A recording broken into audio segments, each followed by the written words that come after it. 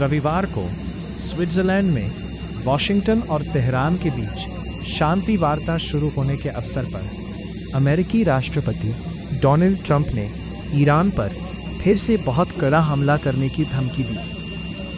पिछले सप्ताह ईरान पर हुए अमेरिकी हमले की याद दिलाते हुए ट्रंप ने कहा कि अगर ईरान लेबनान में अपने समर्थकों यानी हिजबुल्लाह को मुसीबत पैदा करने से नहीं रोकता तो उसे इसी तरह के या इससे भी अधिक तीव्र हमले का सामना करना पड़ सकता है।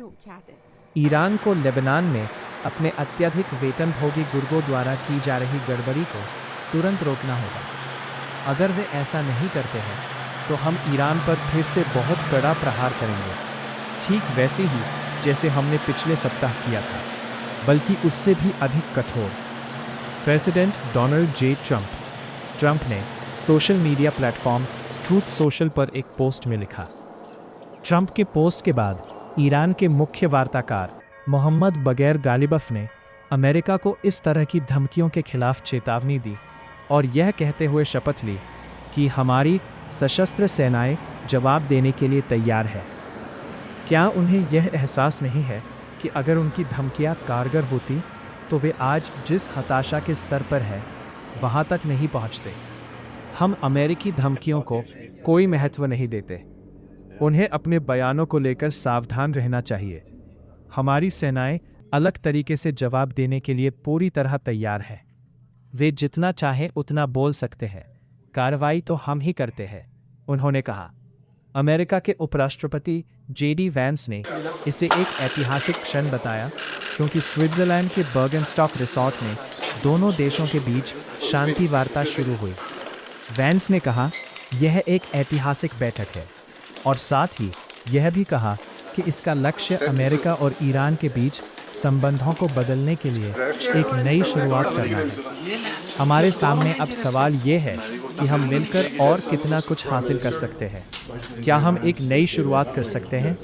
क्या हम मध्य पूर्व में संबंधों को स्थायी रूप से बदल सकते हैं या फिर हम पुराने तरीके से काम करने लगेंगे जो हमारी पसंद नहीं है, लेकिन निश्चित रूप से ऐसा होने की पूरी संभावना है, वैंस ने कहा।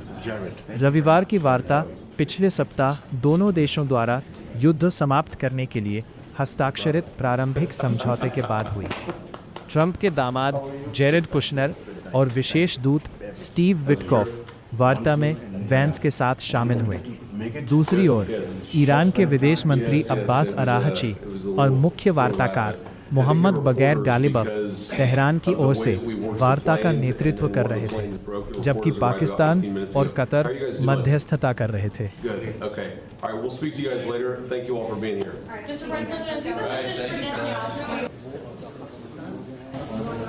And what we're trying to accomplish here is something very simple.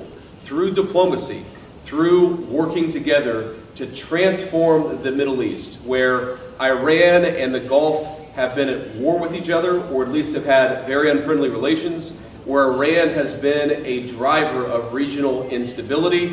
Now we see a future where everybody can work together to promote peace and prosperity for everyone. Military leader, but I think he's shown himself to be a great diplomat. And of course, this is the Pakistanis, our friends in Israel. We're all working towards regional peace. There, of course, are going to be sometimes disagreements about precisely how to get there, but I actually feel great about where we are in Lebanon. There's still some additional wood to chop, but we're going to keep on working at it.